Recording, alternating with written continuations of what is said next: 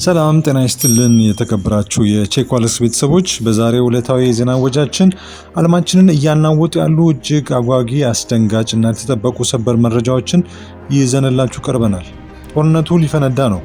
ፕሬዚዳንት ዶናልድ ትራምፕ የኢራንን የሰላም ሀሳብ ውድቅ በማድረግ ሌሊቱን ከከፍተኛ የጦር አዛዦች ጋር ሚስጥራዊ ስብሰባ አድርገዋል። የእስራኤል አደገኛ እቅድ። እስራኤል የኢራንን ኡራኒየም በእግረኛ ጦር ገብታ ለመዝረፍ ያቀረበችውን እቅድ ትራምፕ ውድቅ አድርገውታል። አሜሪካ ስለ ኢራን የደህንነት ምስጢር መረጃ ለሚሰጣት ግለሰብ ግዙፍ ሽልማት አውጃለች።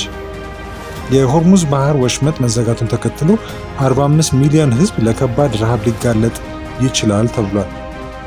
የአሜሪካ የጦር መሳሪያ ክምችት ማለቁን ያጋለጡ ሴናተር በምርመራ ክስ ተመስርቶባቸዋል።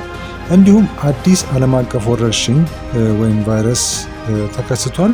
የሽርሽር መርከብ ላይ የተቀሰቀሰው ገዳዩ ሃንታ ቫይረስ እና የዓለም የጤና ድርጅት ማስጠንቀቂያ ሰጥተዋል። እነዚህና ሌሎችም ዝርዝር ጉዳዮችን ይዘናል።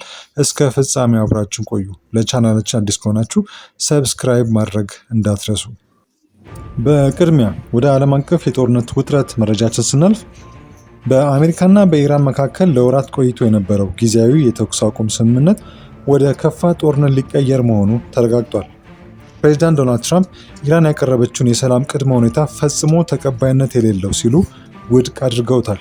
ይህንም ተከትሎ ፕሬዚዳንቱ ዛሬ ሌሊት በኦቫል ኦፊስ ከምክትል ፕሬዚዳንት ጄዲ ቫንስ፣ ከውጭ ጉዳይ ሚኒስትር ማርኮ ሩቢዮ፣ ከመከላከያ ሚኒስትር ፒት ሄግሴት እና ከሲአይኤ ዳይሬክተር ጋር ከፍተኛ ሚኒስትራዊ ስብሰባ አካሂደዋል። በስብሰባውም በኢራን ላይ የሚወስደውን ፈጣን የፈንጅ ጥቃት በተመለከተ መክረዋል።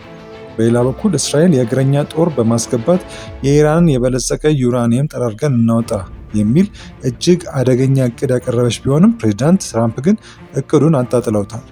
ፕሬዚዳንቱ የፊታችን እሮብ ወደ ቻይና አቅንተው ከፕሬዚዳንት ሺጂንፒንግ ጋር እስኪመክሩ ድረስ አፋጣኝ እርምጃ እንደማይወስዱ ተገምቷል።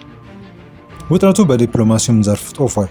ኢራን በአሜሪካ የተጣሉባትን ማዕቀቦች ሙሉ በሙሉ እንዲነሱና የሆርሙዝ ባህር ወሽመጥ በባለቤትነት እንዲሰጣት አቋሟን አጠናክራለች።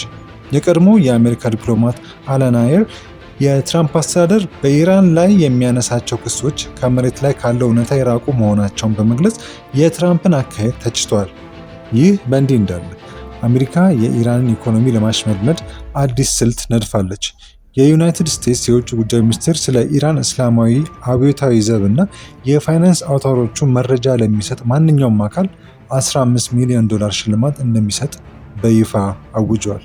ወደ ቀጣዩ መረጃችን ስናልፍ የሆርሙዝ የባህር ወሽመጥ መዘጋት ዓለምን ወደ ከፋ ኢኮኖሚ እና የምግብ ቀውስ እየመራት ነው።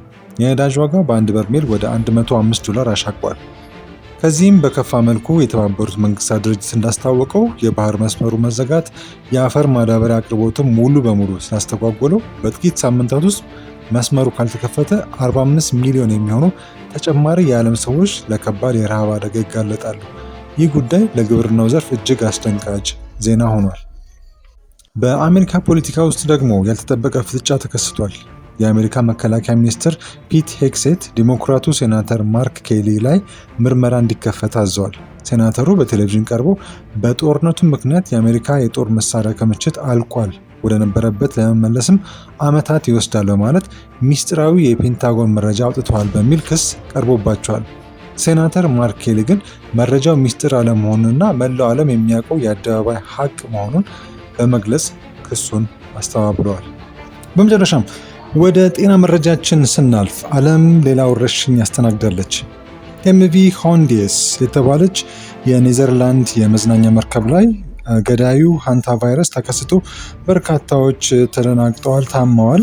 ከአርጀንቲና የተነሳው ይህ መርከብ ከ140 በላይ መንገዶችን ያሳፈረ ሲሆን በውስጡ የተገኘው የቫይረሱ ዝርያ አንዴስ ስትሬን በመባል የሚታወቀውና ከሰው ወደ ሰው ሊተላለፍ የሚችለው ብቸኛውና አደገኛው የሃንታ ቫይረስ አይነት መሆኑን የዓለም ጤና ድርጅት አረጋግጧል።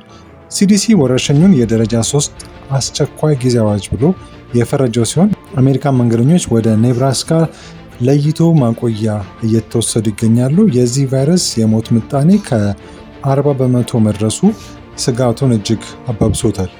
ክቡራን ቤተሰቦቻችን ለዛሬ አዘጋጀንላችሁ አበይትና ሰበር መረጃዎች እነዚህን ይመስሉ ነበር።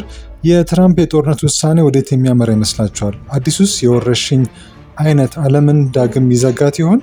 ያላችሁን ሀሳብ ከስር ኮመንት ላይ አስቀምጡልኝ። ቪዲዮውን ላይክ እና ሼር በማድረግ ለሌሎችም እንዲደርስ አድርጉ። አዳዲስ መረጃዎች በፍጥነት እንዲደርሷችሁ ቻናላችንን ሰብስክራይብ ማድረጋችሁን አትዘንጉ። ከሌሎች ትኩስ መረጃዎች ጋር ዳግም እስክንገናኝ ድረስ ቸር ቆዩ።